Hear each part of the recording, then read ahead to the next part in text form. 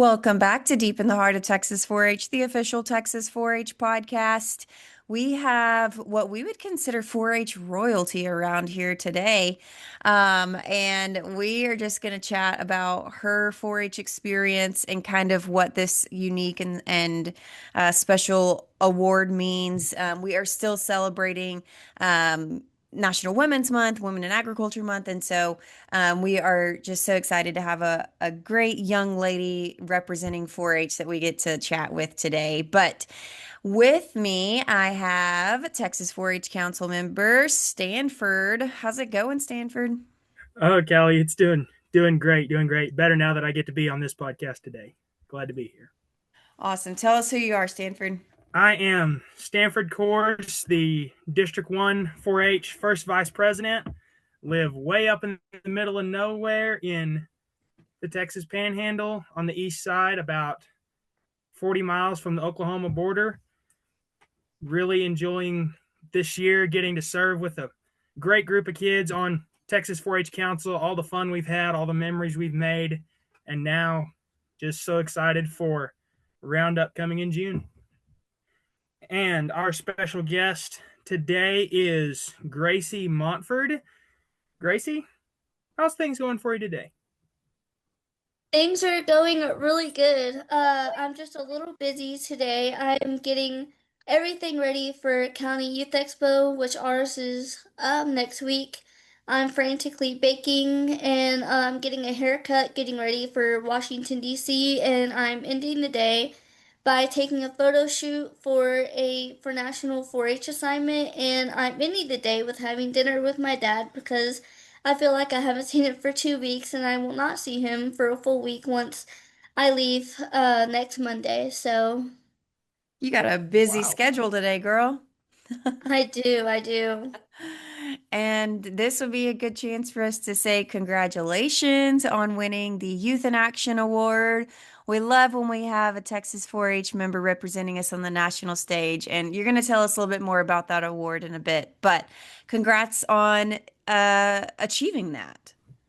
Thank you so much. It's still it's very surreal every single day. So I'm very honored that I am a National 4-H spokesman and from Texas. Yeah. Stanford, what do you have going on today? Oh boy. Uh got some school I got to get done today.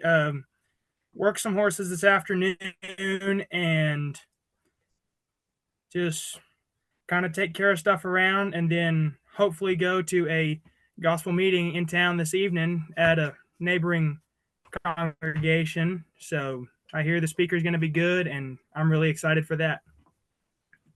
Very nice. Awesome. I am working, getting some roundup things done today and some other things, and hoping to go take my kiddos outside and enjoy the good weather this evening. So, well, with that, I will go ahead and turn it over to the two of y'all so we can learn a little bit more about Graycie and kind of her 4-H story. All right. So, Graycie, for those that may not know you, just give us a little bit of background information and kind of what makes you you. Hi, of course. So, howdy everyone. I'm Graycie Montfort, but obviously y'all probably figured that out. I live on a ranch in Chatfield, which is in Navarro County, with my mom, dad, and my younger brother, who is also very active in 4-H, but he primarily is in the shooting sports area of that.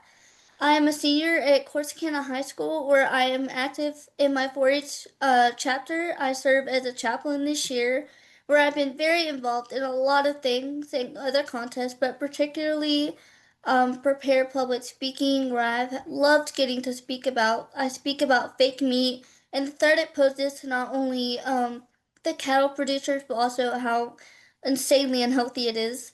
In January I got my first two real jobs, so I'm busy with that. I work at my local YMCA 2 to 3 nights a week, providing childcare in the nursery, and also work at a local church on Sundays, basically doing the same thing.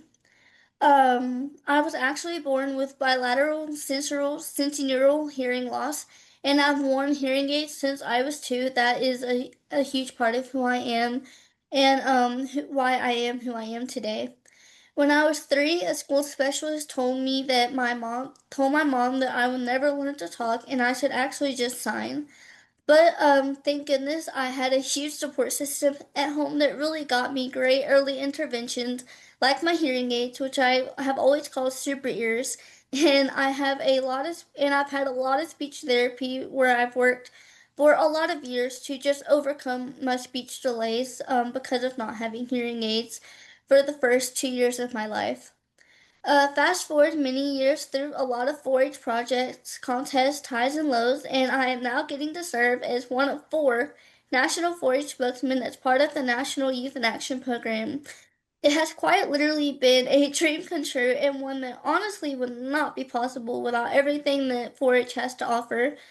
And I actually am only 4'8", which is great because I get the best spots in group photos, and it really makes me more relatable to kids since I am their height.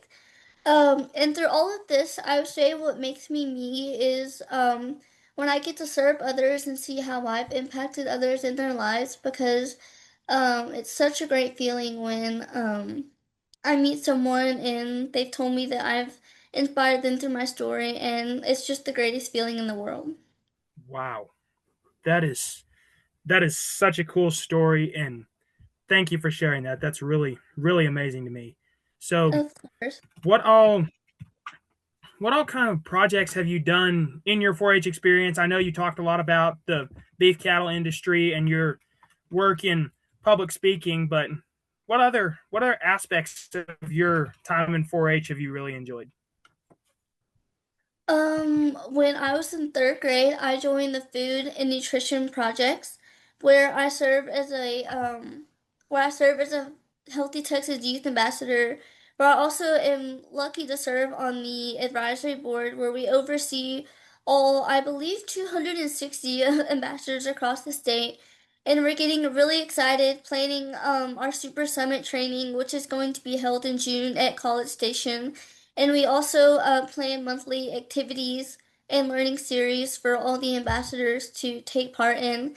And I'm also a 4th year fashion and interior design ambassador, where I have been able to help plan and run the Texas State 4-H Free Fashion Retreat the last 4 years, where I've grown my leadership just from welcoming people and taking before photos and helping with the fashion show that we have at the end of it to actually leading my own workshop teaching kids how to make headbands and scrunchies um, how to make headbands and scrunchies.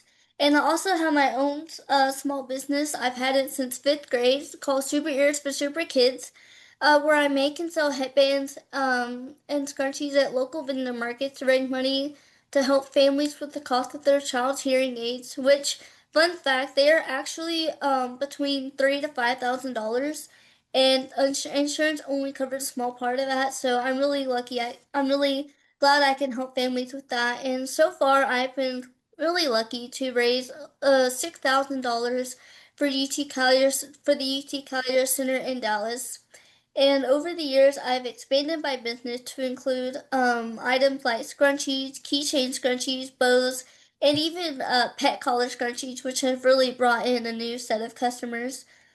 And I also have, through that, have partnered with Ava Silent in San Antonio to create a stuffed hearing aid that goes on their mascot, Hank, the hearing dog, who is given to first time hearing aid recipients of hearing aids. This has been a really cool project, and later on, it inspired me to work with, to surprise the kids in my own school's day school for the deaf, and to do a special project for them last Christmas, where I found a donor to help with the cost of stuffed tigers, which is my school mascot. And I sewed the super ears that I sewed for Ava Silent and put them on the stuffed mascots and surprised all the kids at the day school for the deaf, and their reactions when it took them a little while to figure out that their tigers had hearing aids like them, but when they found out, it was truly the sweetest thing ever, and that will stick with me forever. I've also been a Texas Wow. 4-H camp ambassador, for the past 3 years, where I've gone to help with so many great 4-H camps at the Camp Texas 4-H Center in Brownwood. I was also a national 4-H delegate last year in Atlanta, where I got to my first taste of meeting with 4-Hers all over the country. And I got to learn how 4-H works in other states, and which was really cool to learn because it actually works different in every state. So that was really cool to learn how it works all over the U.S. And and then got to participate in Texas 4-H Congress. That was a really cool and unique hands-on learning experience.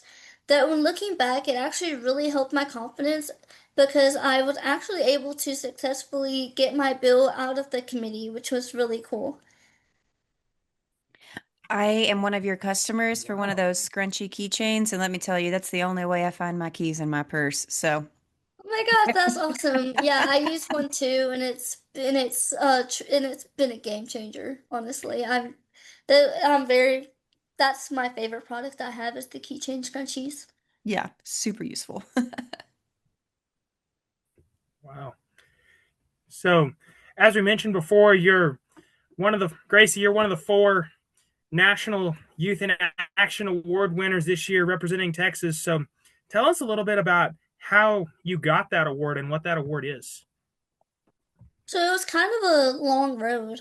So my sophomore year, I saw a little bit about the Youth in Action program, and I remember just thinking that it sounded really interesting, and I was interested, but that there was no way I could ever win because I didn't think my project in service was big enough or flashy enough to even be considered because I had looked online and saw the other Youth in Action winners projects, and they just had these huge projects, and it was a bit intimidating. And then fast forward to about a year later, my junior year, I saw it pop up again in the Texas 4-H newsletter.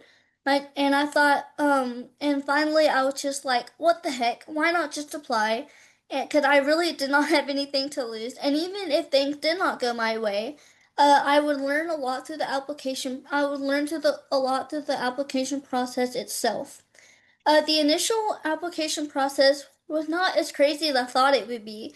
It was a couple essays asking primarily about my service project and a short video essay. As part of the process, I also participated in a few webinars for the application tips and even a personal story webinar where I learned more about how to polish up my 4-H story and how to share that in a way that sounds really polished and put together, which I really do think that paid off in my final interview. Fast forward to a couple months later, I found out that I received the news that I had advanced to the final round, which would be an interview from the National 4-H. I'll admit I was pretty nervous, but before that interview, but it was really one of my favorite interviews ever because the questions they asked and being able to share my passion for using my 4-H story to and my passion for using my 4-H project to raise money for kids needing hearing aids. It felt like I was just talking to friends and it was just a casual conversation. So it was one of my favorite interviews ever. As weeks went by, I heard nothing, which was a little nerve-wracking. But finally, in July, I saw I had a missed call from an out-of-state number. Which, fun fact, they called me on a Friday, and I'm not good at checking my voicemail. And so finally, I realized I missed it on a Monday. And so I noted that they seemed very excited and had exciting news to tell me. And I literally cannot believe it when I was one of the four winners nationally. And I'm not being dramatic when I tell you it has been a whirlwind of really cool experiences since. That that is so cool. I've got no words. That is really a cool story. So as a Youth in Go ahead. Action winner, my primary role is to serve as a spokesman for National 4-H and to use my story to inspire others to use what they have learned in 4-H, whatever that may be, to make a difference in their communities. I have gone to do so many cool things this year that I would have never even imagined I would ever have the opportunity to do. In September, I participated in a lot of virtual trainings and meetings where I just got to know the other three winners It worked on, again, fine-tuning my 4-H story even more, and I learned, and of course, learning about all of our responsibilities. In October, I got to fly out in Washington, D.C., where I spent a week at the Clover Capitol, or otherwise known as the National 4-H Center. It was really cool to meet the National 4-H staff, including Dr. Jill Bramble, who is the president and CEO of National 4-H, and who is incredibly and is who she's a very incredibly impressive and inspiring person. But even more than that, she is a very incredibly nice person. So she was really cool to meet. Most of the week there was spent completing video interviews and photo shoots for National 4-H to use throughout the year for promotional materials. The absolute coolest thing I got to do there was we got to do a photo shoot at the National Mall, which is between the Lincoln and Washington Monument at sunrise. I was not a fan of the early photo shoot and having to get up early that day, but getting to be on the National Mall at sunrise and representing 4-H and the organization I love, it was the most surreal experience, and I will never forget it. We also got to attend the inaugural Congressional Clover reception. It was held on the rooftop at the National 4-H Center, where I got to meet with lobbyists from all over, from Farm Bureau and former 4-Hers who work on who work on the Hill. And I also got to meet members of the National 4-H Executive Council. As I was meeting these people, I was literally wanting to pinch myself so many times, as you can imagine, as I couldn't believe I was getting to speak to such important people. I was basically surrounded by celebrities the whole time, so it was very incredible. And the rooftop actually overlooked DC, the White House, and a national monument, so it was just a really cool and surreal experience. Since Washington, I have been pretty busy. I have got to speak to extension personnel across the nation as well as promote the Youth in Action program for potential applicants. A few weeks ago, I was presented with an opportunity to create video lesson to help update the 4-H curriculum as they're currently working on that right now. That's available to Clover kids. I worked with the National 4-H along with my 4-H office to film a video. I'm making common jars, and they're in the process of editing right now, so I cannot wait to see how that full video turned out. This next week, I am getting to fly back to Washington for a full week of not only where I not only get to attend the National 4-H Ignite Conference, where there will be over 1,500 4-Hers from across the country that will attend, but I get to learn more about how they can make a difference in their communities. But I will serve as one of the official hostesses and master of ceremonies, and will help create all the media content through that week. So it's going to be a it's going to be a very whirlwind week, if I do say so myself. Um, while there, I'm also excited because I get to help 4-Hers with their Lead to Change projects, which they will each take back to their communities to begin to make a difference through their unique talents and projects, and also to meet with a national board, 4-H board of trustees. I truly believe that change starts in your community, and it can spread from your community. So it's really cool that I'm a part of that change because I believe that's where change is rooted in and where it spreads. Finally, one of the coolest things I get to do is, which I'm doing a photo shoot for today, but I had the opportunity to represent National 4-H as part of a partnership with Twisted X, which is still a little bit in the works, but as I said before, I get to do a photo shoot for that on my ranch this afternoon.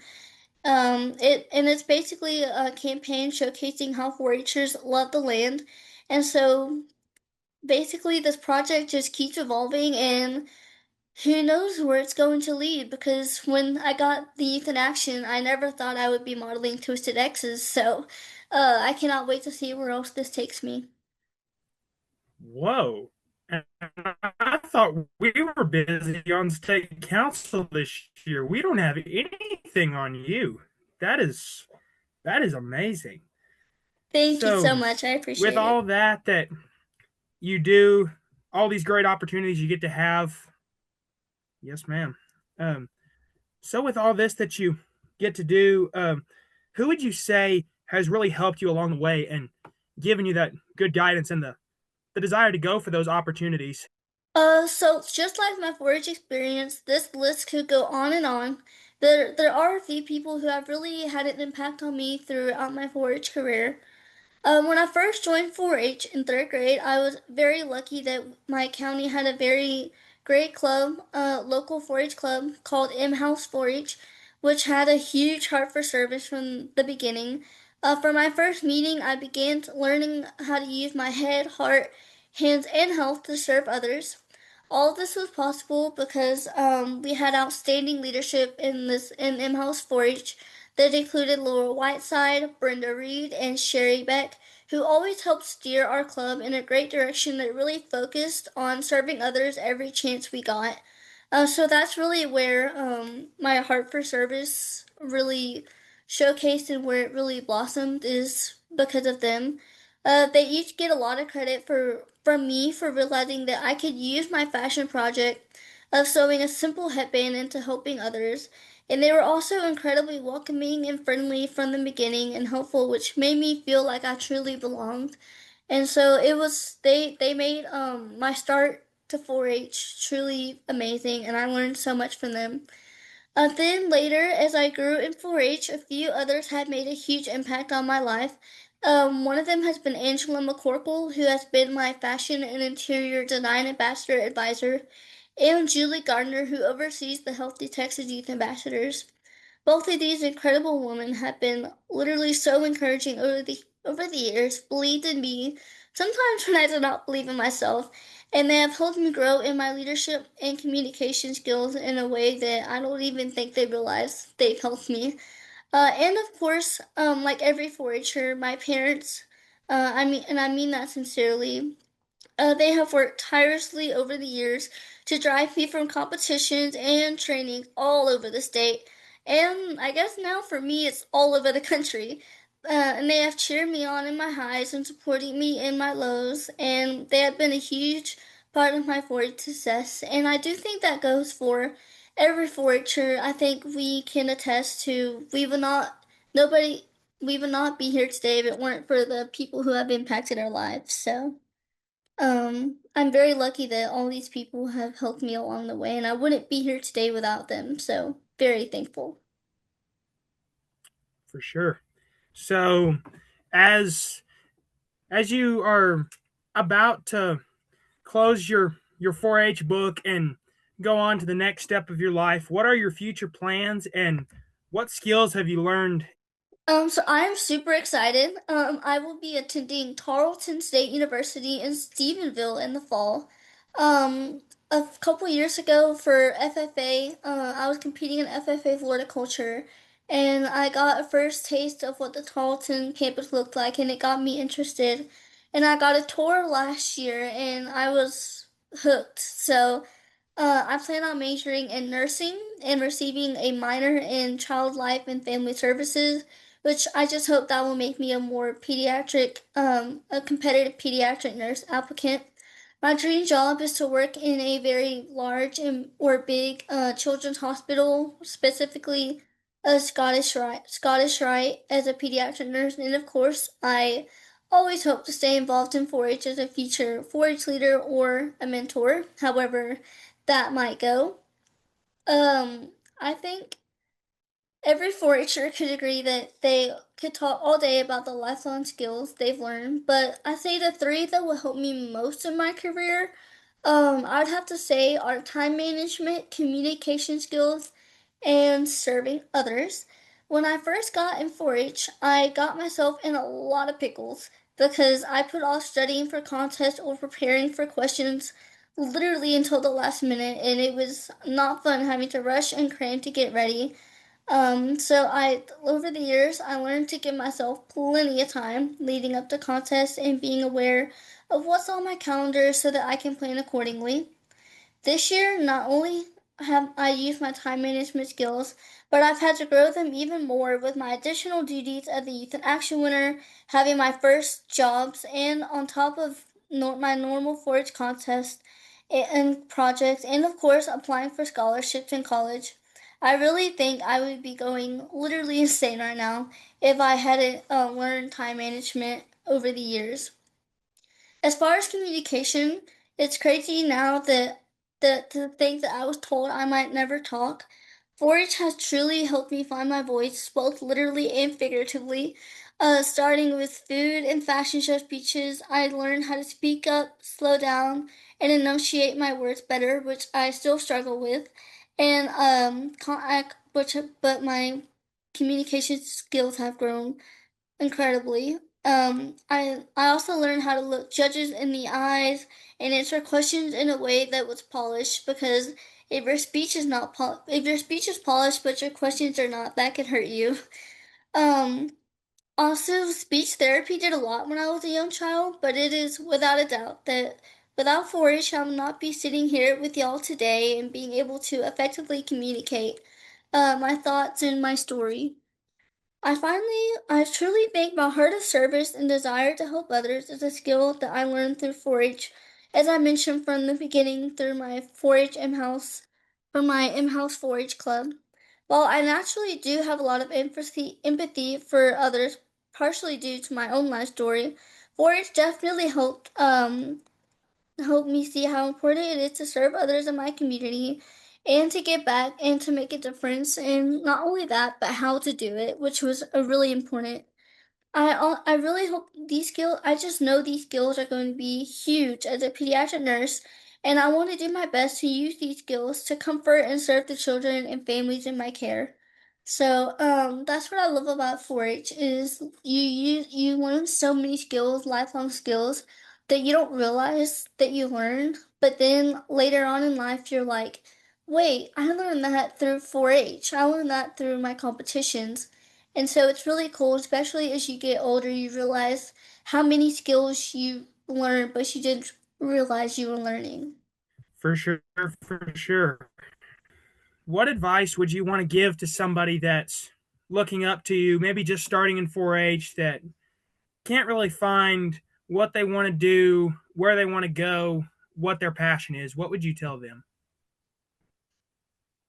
I would the most important thing I would tell them, a new 4-H member, is to never let your weaknesses or defeats define you or get you down.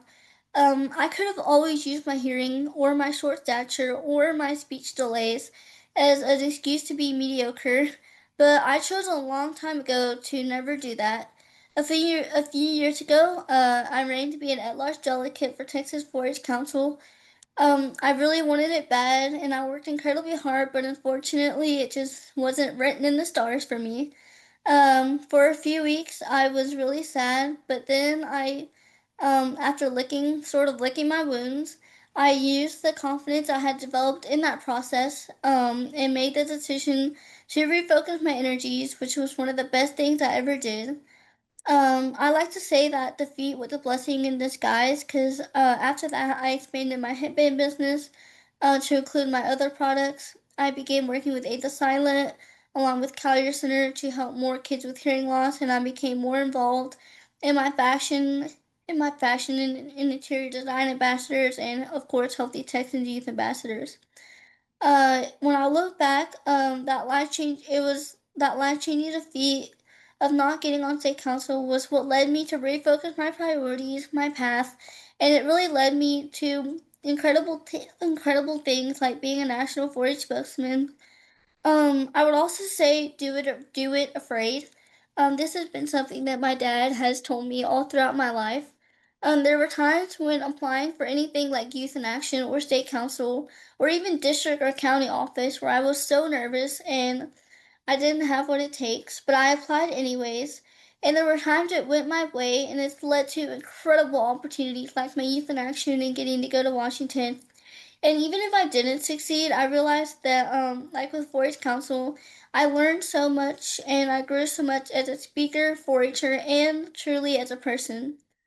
I was also, you never really know where life is going to lead you, so I just really encourage all 4-H'ers, like I said earlier, to never let your weaknesses or defeats define you or your path because, I truly believe if you have grit, if you have hard work, you can overcome anything and achieve anything you set your mind to. Amen. Again, all I can say is, wow, that is such good advice, and nobody can say that better than you. That was hit the nail right on the head. Very good. Yeah, I couldn't agree more.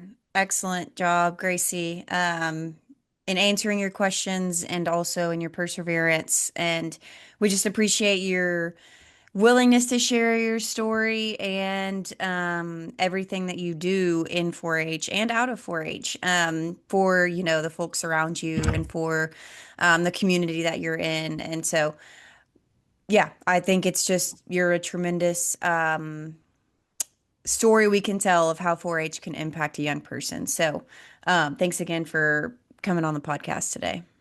Of course, when I learned I was getting to do this, I was so excited because I had been keeping up with y'all's podcast, and so it was really cool when I'm learning that I was getting to be on it. So I was very excited. Awesome. Well, we were certainly glad to have you.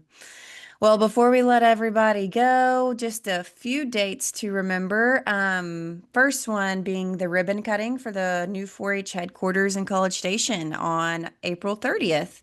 If you are close by and you want to come on and check out the new 4-H headquarters, come on down. Love to have you for that.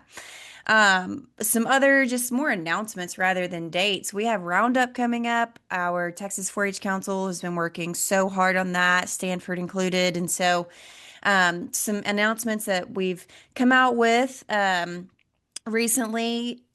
Aaron Watson will be playing on Thursday at Roundup. So y'all make sure you come to Roundup so you can check out that Aaron Watson concert on June 4th. We are taking nominations for our Quilts of Valor recipients. That award or that presentation will be done on Tuesday at Roundup. Texas Tech will be having a tailgate on Wednesday at Roundup. So even though we're in the heart of Aggieland, we want to welcome our Red Raider friends. Workshops for the educational workshops Tuesday, Wednesday, and Thursday are being added to the list. Go check out the Texas 4-H Roundup website for that list. Um, and then registration opens on April 13th. So even if you haven't, done that qualifying contest yet, there's certainly other opportunities that you can come participate in. So make plans now to go ahead and get registered for Roundup once that opens on the 13th. We also have a Facebook event this year where you can find the most updated information in addition to the website. So if you're on Facebook, go find that Facebook Roundup event and join us there for updates and conversation. Well, that's all we have for you guys today. Thanks again, Gracie and Stanford, for being on. Of course, I love this. Thank y'all for having me. Thank y'all. I really enjoyed that and really excited. Just really excited for it all. All right. We'll see y'all next time.